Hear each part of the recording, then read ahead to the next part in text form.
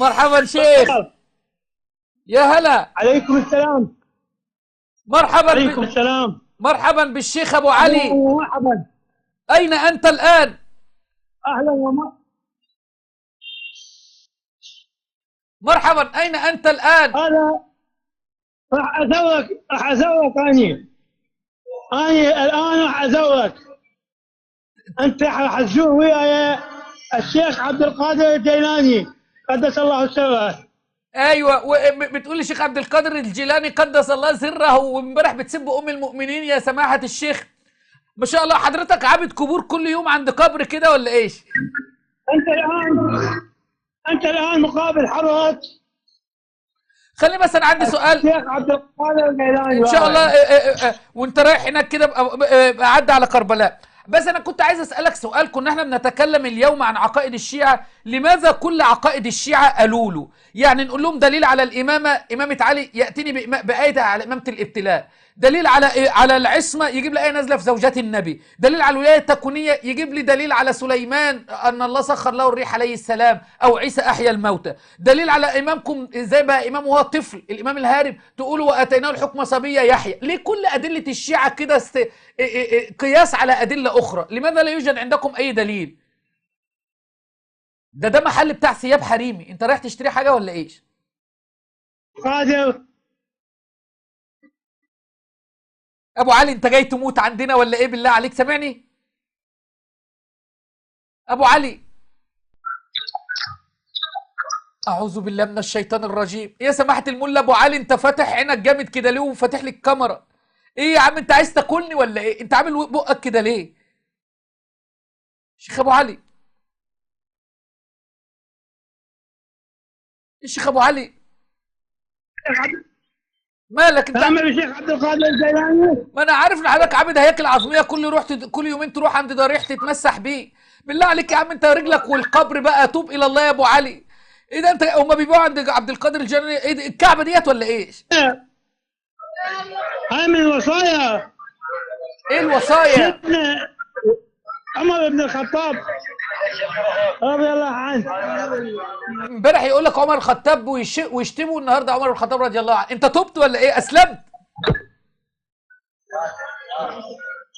انت انت متضايق من ايش؟ انت خليك ريلاكس شويه. خليني ريلاكس ماشي. عايزك تكون مرتاح. ما انا شويه هدوء. هرتاح اما انت تقرا علينا ايه الكرسي يا سماحه المعمم ابو علي. انت راجل عندك 81 سنه، رجال خلاص يعني، رجلك والقبر. قلت لك امبارح اقرا ايه الكرسي، ثبت ام المؤمنين عائشه وثبت ابو عمر بن الخطاب رضي الله عنهما. فانا بقول لك الان اقرا لنا ايه الكرسي. انت مقدما تعرف عبد القادر الجيلاني ولا لا؟ أعرفه، وحتى حمزة لا يجوز أن تذهب لقبر حمزة وتناديه من دون الله. لا يجوز أن تذهب لقبر النبي صلى الله عليه وسلم وتشد له الرحال وتناديه من دون الله تبارك وتعالى. ممكن تزور قبر النبي وأنت في المدينة، وأنت تشد الرحال للمسجد النبوي، لأن النبي صلى الله عليه وآله وسلم قال لا تشد الرحال إلا لثلاثة مساجد: المسجد الحرام، ومسجد هذا المسجد النبوي، والمسجد الأقصى. لكن أنت ما شاء الله راجل بتحب عبادة الهياكل العظمية، يومين عند الطوسي ويوم عند الكليني ويوم عند القمي. فانا بقى اللي انا طالبه منك فقط اقرا لنا ايه الكرسي يا شيخ ابو علي، يا سيد الشعب ابو علي. تفضل اقرا ايه الكرسي. كمل. اقرا ايه الكرسي. يعني انت حاليا مع مبدأ هدم القبور. القبور؟ ايه، هدم المراقد بالمطلق. انا قلت لك هدم المراكد، ده اللي قال كده محمد بن يعقوب الكليني في كتاب الكافي. جاب روايه الامام امير المؤمنين سلام الله عليه قال: امرني رسول الله صلى الله عليه واله الا ادع قبرا مشرفا الا سويته. فكفر بقى محمد بن يعقوب. عايزك وانت بعد ما تطلع من عند عبد القادر الجيلاني رحمه الله، تروح عند قبر محمد بن يعقوب الكليني وتبصق عليه. هو هتلاقي قبره في بغداد، فخد كده بس تبصق على يسارك، تقف على يسارك كده وخلي قبر محمد بن يعقوب الكليني. ليش ما تخلي اخلاق عندك؟ كان نفسي اكون اخلاقي كويسه معاك، لكن لما لقيتك امس بتسب في عرض النبي صلى الله عليه وسلم وتسب في الفاروق عمر، فعرفت ايه دواءك يعني. دواء انا؟ ويا عم هذا ما جبته من جيبي. طب وانت جايب خشمك ليه على الجوال؟ بالله عليك يا عم ابعد خشمك شويه على الجوال. ما اسمع انا. يعني هو انت لما بتسمع بخشمك يا عم؟ يعني ايه ما اسمع يا ابو علي الحسني؟ يعني ايه ما اسمع؟ باوع، انت باوع لما يصير عمرك 81 سنه. هكون باذن الله تبارك وتعالى لما يصير عمري 81 سنه مؤدب، لا استطيع ان اسب صحابه النبي صلى الله عليه واله وسلم. هكون مؤدب متمسك بالقران الكريم واقرا كتاب الله تبارك وتعالى، مش هكون زحاف على بطني للقبور. ما انت ممكن 81 سنه وتكون على ضلال، ممكن 81 سنه ونصحتك امس وكلمتك بلطف امس حوالي 28 دقيقه، وفي اخر المكالمه سبيت ابو بكر وعمر. هسه انت تجيبني اسيبهم ليه؟ انت تجبرني اسيبهم ليه؟ انت ليش تجبرني اسيبهم؟ تناسب مين؟ انت باخلاقك هاي تجبرني اسيبهم. اخلاقي انا اللي بتجرك تسيبهم؟ يعني لو واحد الان اساء ليك وهو بيحب النبي صلى الله عليه وسلم، ممكن تسيء للنبي صلى الله عليه واله وسلم؟ يعني لو انا دلوقتي مثلا اضطريتك انك تسيء للامام علي مثلا، هتسيء للامام علي؟ الله المستعان. بدأ برضو الخط يهنك عندك يا ابو محمد. شو علامات المنافق؟ علامات المنافق أنه يستخدم التقية اللي هي الكذب، كما ذكر محمد بن يعقوب الكليني عن أبي جعفر عليه السلام قال: التقية ديني ودين أبائي. فالنفاق دينك يا أبو علي ودين أبائك الشيعة.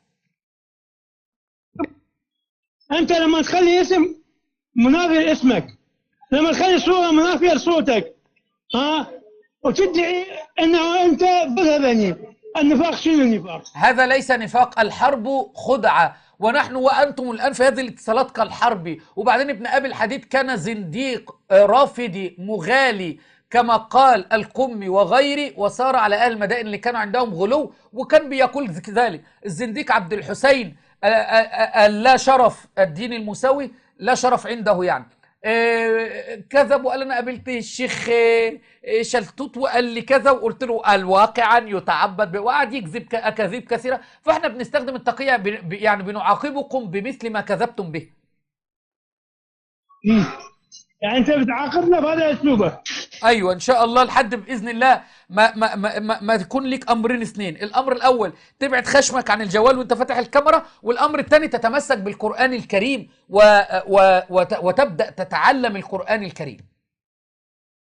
نعم، اتعلم من هاي الاخلاق، ما تاكلوا من اخلاقي هاني. لا، تعلم من اخلاق امير المؤمنين علي بن ابي طالب الذي كان من حفظه القران الكريم وليس حافظ لللطم والتطبير. هل الامام علي كان بيروح على طول للقبور والاضرحه كده يقول اليوم اذهب الى قبر حمزه اطلب منه، وغدا اذهب الى قبر زوجتي فاطمه، وبعد غدا اذهب الى قبر رسول الله، وبعد اذهب الى مكه الى قبر خديجه، ثم اذهب الى قبر ابراهيم، ثم قبر سليمان؟ الامام علي كان عابد قبور مثلك كده؟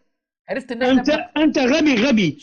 شكرا مش هرد عليك، هقول راجل كبير وعبيط، مش هرد عليك. شكرا ليك يا ابو علي. انت مؤدب. انا مش هرد عليك لان انا مؤدب، انا بابا رباني. انا اريدك تصير مؤدب، تغلط مو تغلط. طيب خلينا بقى نخش في الحوار العلمي. ليه كل عقائد الشيعة قالوا له؟ نقول له دليل على الإمامة يجيب لي آية الابتلاء على إمامة إبراهيم، دليل على العصمة يجيب لي آية نازلة في زوجات النبي، دليل على الولاية التكوينية يقول لي سليمان عليه السلام سخر له الريح، وعيسى عليه السلام أحيا الموتى، دليل على إمامك المهدي إن هو يعني وهو صغير كيف إمام تقول له وأتيناه الحكم صبية في نازلة في يحيى. ليه كل عقائد الشيعة استدلالات وقياسات على أدلة أخرى؟ ليه قياسات على أدلة أخرى؟ مفيش دليل واضح. تجاوب. انت ماذا تحاور؟ انت تسال وتجاوب. انت تريدني مستمع لك وبس. انا استمع، تفضل. انا عايزك تتوب الى الله بقى يا ابو علي، بقى تتوب الى الله بقى. انا عارف ان قلبك ملوث بالشركيات وانك منغمس في الشرك والضلال. انا عايز انضفك والله. انا عايز انضفك والله انا اتمنى تنظفني. طيب اتمنى تنظفني من الشركيات. هنضفك ان شاء الله. عندك ليفه وصابون؟ لا. بص يا ابو علي، الله سبحانه وتعالى يقول في القران: قل ادعوا الله او ادعوا الرحمن وان المساجد لله. اما الشيعة عندهم قران؟ عندهم قران؟ الشيعة ايه عندهم مصحف فاطمه، وعندهم القران، عندهم كتاب فصل الخطاب في اثبات تحريف كتاب رب الارباب، والكتاب في يده. عندهم سوره اسمها سوره الولايه، يا ايها الذين امنوا امنوا بالنبي والولي اللذين بعثناهما يهديانكم الى صراط مستقيم صراط علي. الله يهديك يا ابو علي. عايز والله انا ابغى انضفك يا ابو علي. والله انت طيب. اي والله نفسي انضفك، انا طيب قوي والله، وحنين على فكره، وقلبي رهيف وبعيط ببكي بسرعه. ان شاء الله تنظفني قوي. ان شاء الله نضف لك قلبك وراسك ودماغك، بس بعد خشمك شويه بالله عليك عن الجو. حياك الله يا ابو علي. ليه بقى يا شيخ يا سيد الشيعة ابو علي الحسني كل ادله الشيعة قالوا له ما في دليل واضح، كل ادله الشيعة قياس على ادله اخرى، ليه ما عندكمش ادله؟ نعم بعد اسمع واتعلم. الله يشرح صدرك. ايوه كده، اقعد اتعلم احسن ما تروح تتعلم في الحسينيات، هيعلموك الشرك والضلال. قول لي يا ابو علي، انت ما بتروح عند ابي عبد الله الحسين بتسوي ايش؟ نعم.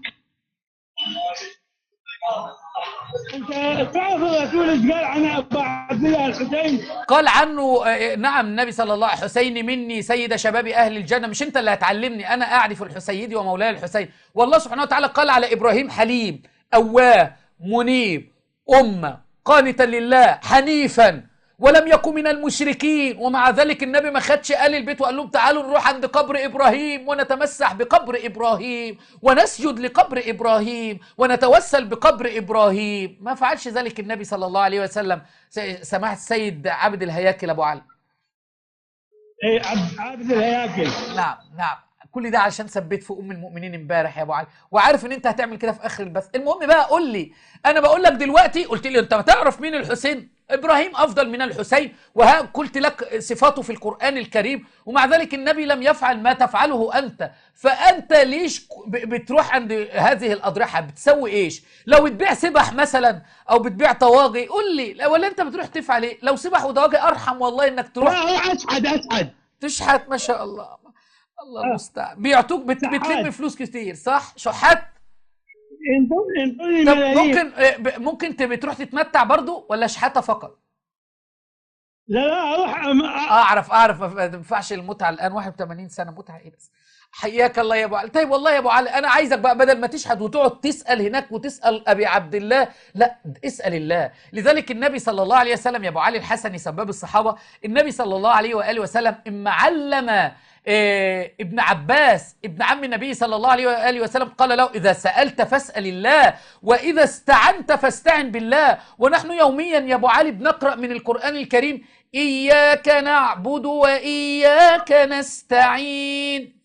فنحن نعبد الله ونستعين بالله، ولذلك نعبد ونستعين. جعلهم الله في عبادة، جمعهم الله عبادة الايه؟ نعبد جمع الاستعانة، لأن الاستعانة عبادة. الله يشرح صدرك. نعم. أنت راجل محترم. استغفر الله، اللهم سامحني. والله أنت أطيب مني، أحسن مني. الله يكرمك. طيب. عارف والله ان انا احسن. حياك الله يا ابو علي. طب تسنن بقى يا ابو علي، تسنن واصبغ لك لحيتك وشعرك. حياك الله يا ابو علي. امزح معك تفضل. بحب امزح معك يا ابو علي. لا انت لا تفضل، اللي فيه يتكلم بيتكلم. ايوه، فالقران بقى كله توحيد لله تبارك وتعالى يا ابو علي. كل القران توحيد لله. وحد الله، اجعل العبادة خالصا لله وحده لا شريك له. إذا سألت فاسأل الله وإذا استعنت فاستعن بالله. وقال ربكم ادعوني أستجب لكم إن الذين يستكبرون عن عبادتي سيدخلون جهنم.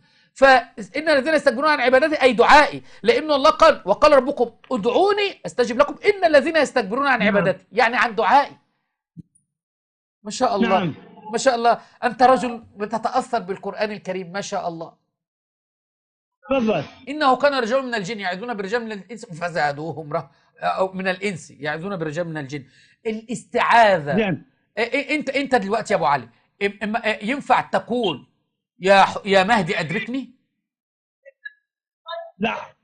أحسن. كل اللي ولا ينفع اقول يا حسين ادركني. احسنت. ولا اقول يا محمد ادركني. امال تقول ايش؟ ولا اقول يا رب. ما شاء الله. ايوه كده اتعلمت اهو. ما شاء الله. ايوه كده التوحيد يا ابو علي. احسنت. الرايات بقى اللي هتلاقيها دلوقتي عند قبر ابي عبد الله يا حسين، هذه رايات شرك. وما تلقى رايه مرفوعه ومكتوب يافطه يا مهدي ادركني، هذه يافطات ورايات شرك، اوعى تفعل مثلهم. اطلب من الله، واذا سالك عبادي عني فاني قريب. ان شاء الله. نعم. اللهم بارك، اللهم لك الحمد. انت تسننت كده يا ابو علي صح؟ الحمد لله بقيت موحد. نفسك في ايه بقى يا ابو علي قبل ما تموت؟ قبل ما نسكر الخط، لو نفسك في اي شيء يا ابو علي قول لي. سكر الكاميرا بقى يا ابو علي، لان الكاميرا عامله اشكال. ثواني الخط هنج عندك، خلينا ناخد نشوف نفسه في ايه قبل ما يموت. هحاول اتصل عليه تاني. الله يهديه يا رب، الله يهديه. اهتدى بقى اهتدي بقى وريح اللي خلفونا يا ابو علي، اهتدي بقى. خلينا نجيبه تاني.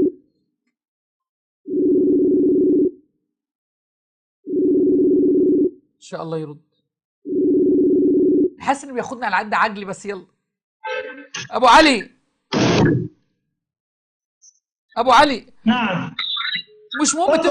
مش مهم تفتح الكاميرا علشان النت عندك ثقيل. الله الله الله. ايوه احسنت، قول يا الله كده. ايوه احسنت، قل يا الله، قل يا الله، نادي يا الله. ايوه كده، احسنت